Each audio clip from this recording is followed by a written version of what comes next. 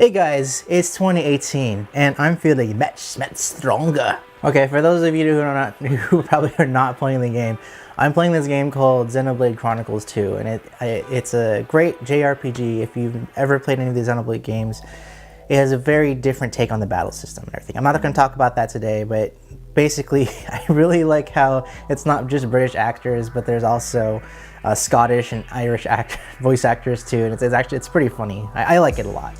Anyways, today's video is more about this.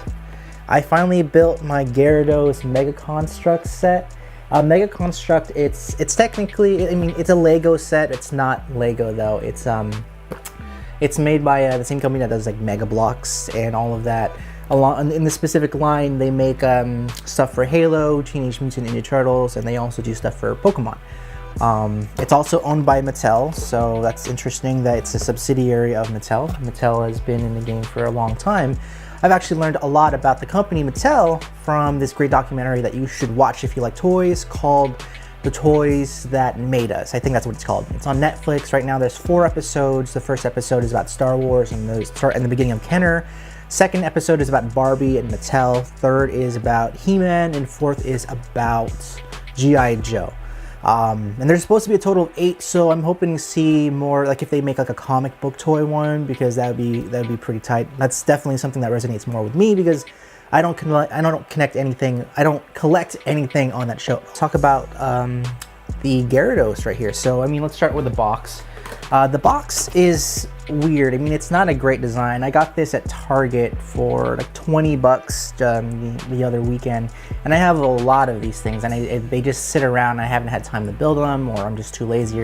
Like, I had to be in the right mindset to build Legos. But this is pretty cool. The box itself, it's nice. I first saw these at Comic-Con in San Diego last year, so I've been looking for these a lot. Very simple box, you know, not much there.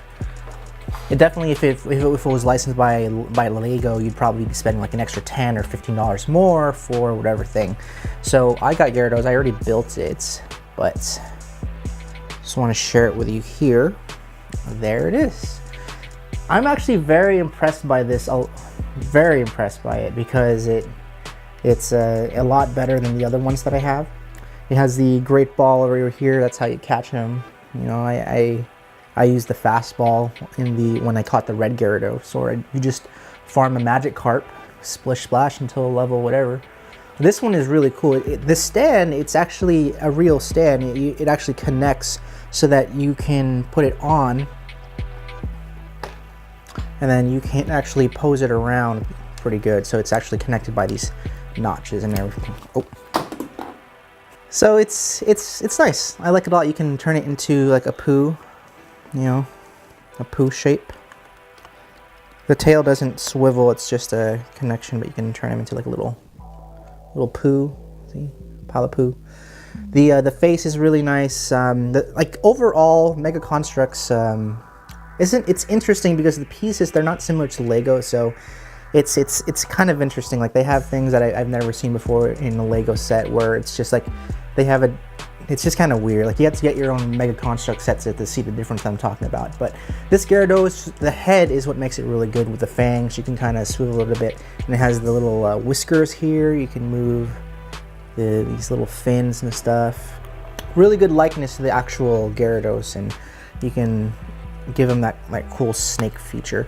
So I have to be honest, building this was not entirely easy. I've been building Legos since I was a kid. Unfortunately, since I've gotten older, I'm not as fast as I used to be. I used to be able to build sets that were, I don't know the piece count, but like this, for example, like maybe when I was in 5th or 6th grade, I could probably build this in like maybe about 30 minutes, maybe 45 minutes. But now it's more like it takes me like an hour and a half, because I'm just slower.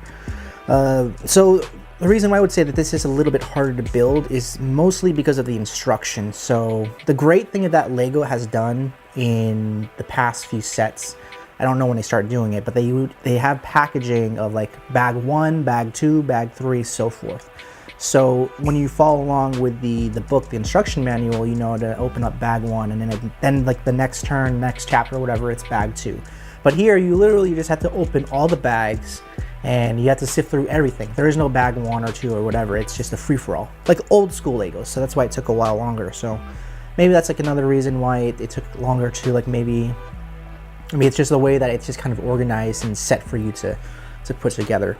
I mean, to give you a comparison, like I really like this. I would give this like a good 4 out of 5. Only 1 star, one off because of the instruction manual. But I mean, if you look at, say for example, I'll put this over here. If you look at War Turtle here, and you look at Charmeleon, like these in likeness, they're not fantastic. They're okay. If you were to see them, they're not the greatest. I don't even really recommend getting the smaller ones because they just don't do a great job of capturing the Pokemon. I mean, here's Charmander and Squirtle here, really tiny, and it's what the way that I would describe it is that it's like too proprietary of pieces, as opposed to Lego. It's like it's not proprietary pieces that would only work in the one set, but it's like the Lego creators, the engineers or whatever they're called, they actually think about, oh, what do we have in stock in our inventory right now, and how can we make the likeness of the character? So that's kind of the problem that I've seen with the Megaconstrux characters. But you know, with the likeness aside from those characters, this Gyarados is much better. It's nice. I like it a lot. If you wanted to, you could probably try and find this at a Target at a discount right now if you're in the US.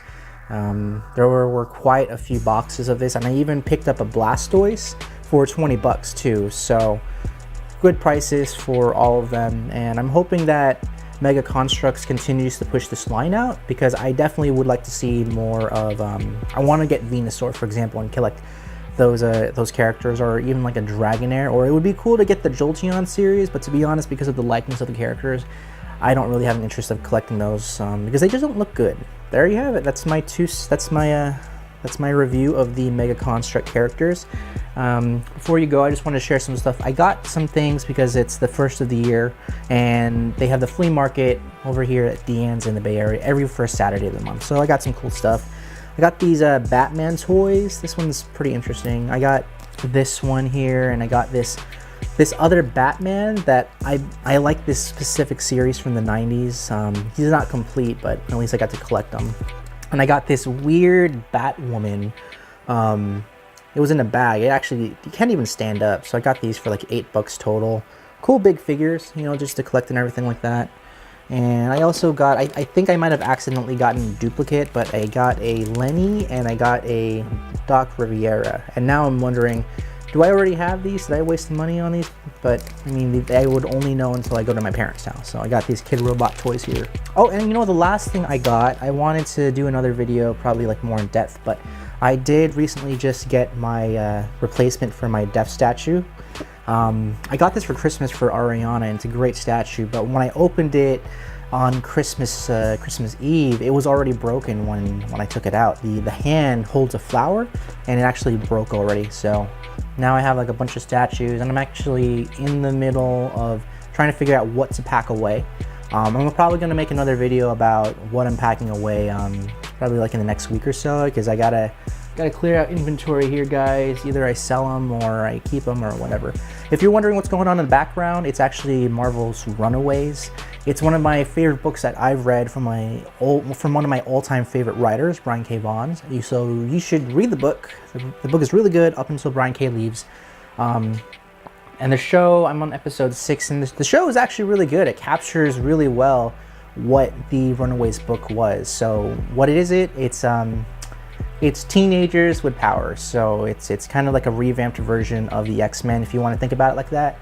It's kind of like if Dawson's Creek had superpowers or something like that. So if you're into that, you should check out the show or at least read the book. I really recommend it because the character, like the relationship between the characters and the growth of those characters is very good in the book. So I'm hoping that this show winds up the same.